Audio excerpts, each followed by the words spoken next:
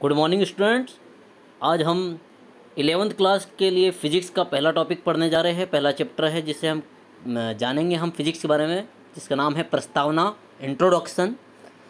Introduction में हम देखेंगे फ़िज़िक्स क्या है और इसका अन्य ब्रांचेस से क्या रिलेशन है। सबसे पहले देखते हैं हम भौतिकी का अर्थ, अर्थात meaning of physics. What is the physics. तो यहाँ पर अब देख रहे हैं भौतिकी शब्द की उत्पत्ति एक ग्रीक शब्द फ्यूरियस से हुई है, जिसका अर्थ है प्रकृति, मतलब नेचर। नेचुरल इवेंट से रिलेटेड है फिजिक्स।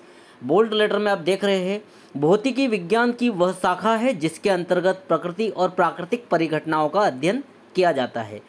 इसका मतलब physics is the branch of science in which we study about nature and natural event.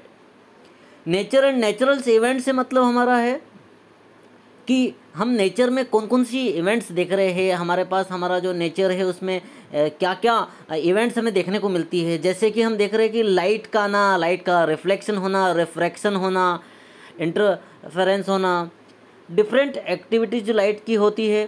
साथ ही हम नेचर में देखते हैं कि अट्रैक्शन ऑफ अर्थ, जो ग्रेविटेशन फोर्स हम है, गुरुत्वाकर्षण का बल देखते हैं। हम चलते हैं तो कैसे फ्रिक्शन लगता है। तो ये तमाम जो चीज़ें हम हमारे नेचर में देखते हैं कि किस प्रकार से हमारे नेचर या प्रकृति में किस प्रकार से ये फोर्स और प्रकाश का अपवर्तन परावर्तन की घटनाएं चल रही है।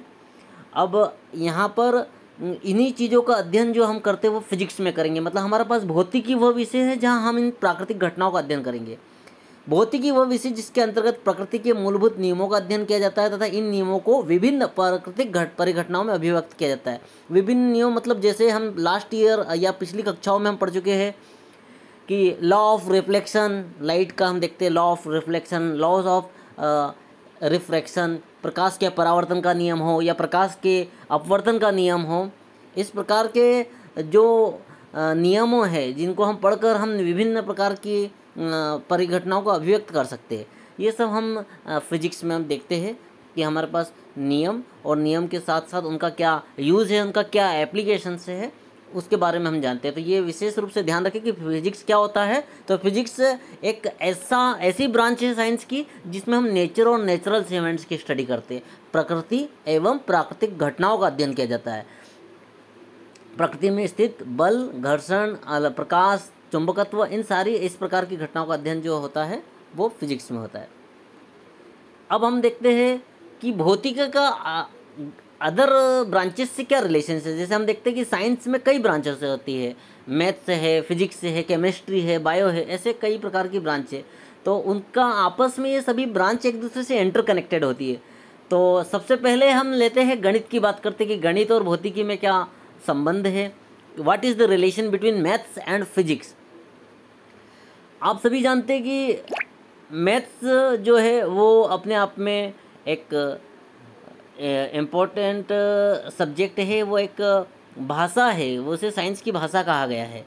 तो साइंस का भाषा होने के कारण क्या होता है कि भाषा वो चीज़ होती है जिसके कारण हम हमारे विचारों को अभिव्यक्त कर पाते हैं। इसी प्रकार मैथ्स अदर साइंसेस की भी लैंग्वेज है जिससे साइंस के कॉन्सेप्ट को एक्सप्लेन कर सकते हैं। भौतिकी के नियमों व सिद्धांतों को समझने के लिए गणित का ज्ञान होना आवश्यक है, मतलब मैथ्स बहुत रिक्वायर्ड है। भौतिकी के विकास में गणित एक शक्तिशाली साधन साबित हुआ है, क्योंकि फिजिक्स में जितने भी कॉन्सेप्ट आते हैं उसको एक्सप्रेस करने के लिए हमारे पास मैथ्स का नॉलेज होना चाहिए। क्वांटम भौतिकी एवं क्षेत्र सिद्धांत में गणित का बहुत उपयोग होता है। गणित बिना भौतिकी विज्ञान का प्रसार हो पाना कठिन है। देखो ये बोल्ड लेटर में एक बात कही है जो बहुत ही इंपॉर्टेंट है कि गणित के बिना भौतिकी विज्ञान का प्रसार हो पाना बहुत कठिन है। मतलब without maths it's very hard and difficult to explain the physics concept. अगर हमें फिजिक्स के कॉन्सेप्ट और उसके प्रिंसिपल को एक्सप्लेन करना है तो we should have knowledge about mathematical formulas. क्योंकि अगर मैथ्स आपका बेस्ट है, बेटर है, तो डेफिनेटली हम फिजिक्स के कॉन्सेप्ट को, उसके लॉजिक को एक्सप्लेन कर सकते हैं। इसलिए यहाँ हम देख पा रहे हैं कि मैथ्स और फिजिक्स आपस में इंटरकनेक्टेड है। साइंस की जो ब्रांचेस रहती है वो आपस में इंटरकनेक्टेड रहती है। जब भी हम एक ब्रांच से दूसरी ब्रांच को रिलेट करते हुए नॉलेज को एक्सप्रेस करते हैं, कॉन्सेप्ट को एक्सप्लेन करते हैं। तो यहाँ आप समझ पाए होंगे गणित और भौतिकी में बहुत रिलेशन है, क्योंकि फिजिक्स का अगर एक्सप्लेन करना है तो मैथ्स के फार्मूले और उसके इक्वेशंस रिक्वायर्ड है, तो ये आपस में एक दूसरे का एक रिलेशन बता रहे हैं। वहीं हम देख रहे हैं कि यहाँ एक बोल्ड लेटर में एक और बात लिखी, एक व्यक्ति जो अधिक गणित जानता है दिए गए समय में भौतिकी के अधिक से अधिक सिद्धांतों को समझ सकता है। मतलब if a person has a proper knowledge about maths then definitely he can sort out the physics concept. अगर आपके पास मैथ्स का बेटर नॉलेज है तो आप फिजिक्स के कॉन्सेप्ट को बहुत अच्छे से समझ सकते हैं, एक्सप्लेन कर सकते हैं। ऐसे आप नीचे देख रहे होंगे, हाँ, हम सेकंड ब्रांच की बात करते हैं कि फिजिक्स का जैसे मैथ्स से रिलेशन, इसी प्रकार से अब साइंस की एक और ब्रांच होती है जिसे हम कहते हैं रसायन विज्ञान और भौतिकी में क्या संबंध है। इंग्लिश में हम देखें तो what is the relation between physics and chemistry. Chemistry भी साइंस की एक ब्रांच है और फिजिक्स, दोनों साइंस की ब्रांच है, लेकिन ये दोनों ब्रांच आपस में ऐसे कैसे इंटरकनेक्टेड है ये देखते हैं हम। रसायन विज्ञान और भौतिकी के नियमों और तकनीकों का उपयोग किया जाता है। मतलब जो भी हमारी केमिस्ट्री है उसमें फिजिक्स के लॉस का यूज़ किया जाता है, उसके एप्लीकेशन का यूज़ किया जाता है। उसी के बेस पे केमिस्ट्री के जो नॉलेज है या केमिस्ट्री में एक बेनिफिट मिलता है फिजिक्स के कॉन्सेप्ट को यूज़ करते हैं। यहाँ एग्जाम्पल देख पा रहे हैं हम कि अगर परमाणु संरचना की खोज भौतिकी वैज्ञानिकों ने ही की थी, मतलब जो एटम का स्ट्रक्चर आता है, द एटॉमिक स्ट्रक्चर जिसे हम कहते हैं इंग्लिश मीडियम में, तो वो एटॉमिक स्ट्रक्चर की जो इन्वेंशन हुआ है वो फिजिसिस्ट, हमारे फिजिक्स से के जो साइंटिस्ट हैं उनके द्वारा किया गया। बट उनका जो यूज़ है वो कहाँ हो रहा है, केमिस्ट्री में हो रहा है। कैसे? परमाणु संरचना के अध्ययन से आवर्त सारणी में तत्वों की व्यवस्था, संयोजकता की एवं उनकी प्रकृति, रासायनिक बंधन को समझा जा सकता है।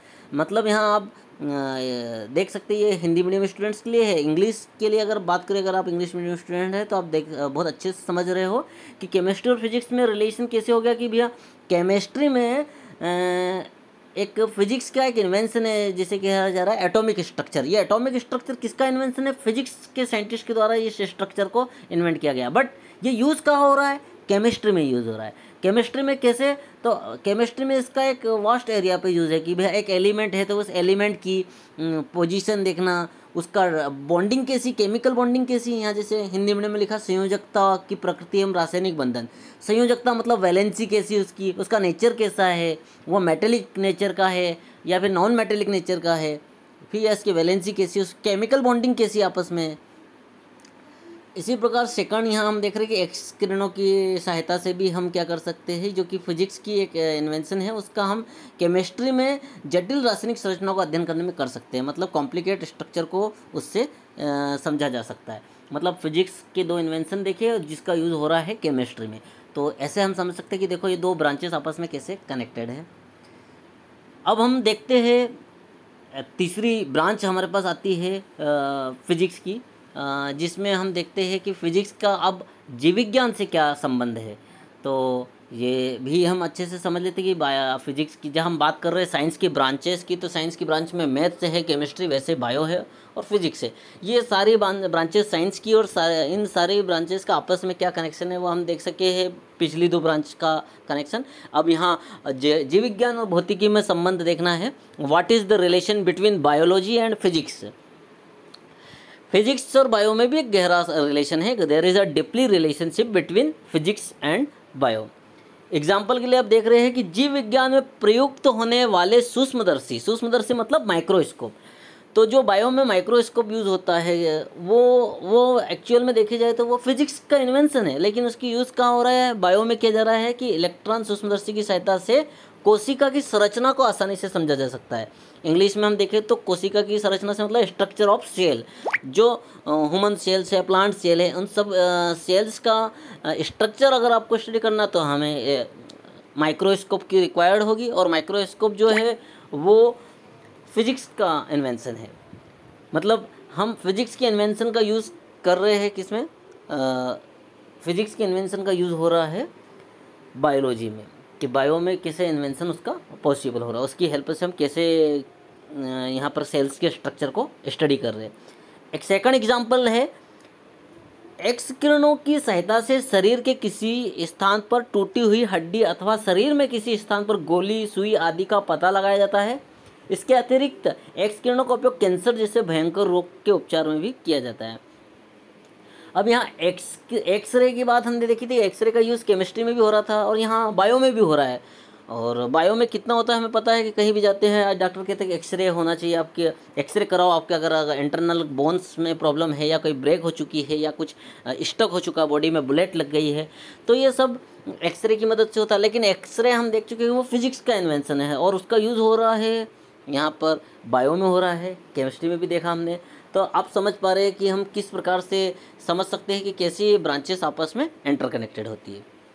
ठीक है बच्चों, ये हमारे अभी तक की इस क्लास में मैंने इतना टॉपिक कवर किया है कि हम समझ पाए कि फ़िज़िक्स क्या है, उसका नेचर क्या है, फ़िज़िक्स का दूसरी ब्रांचेस से क्या रिलेशन है।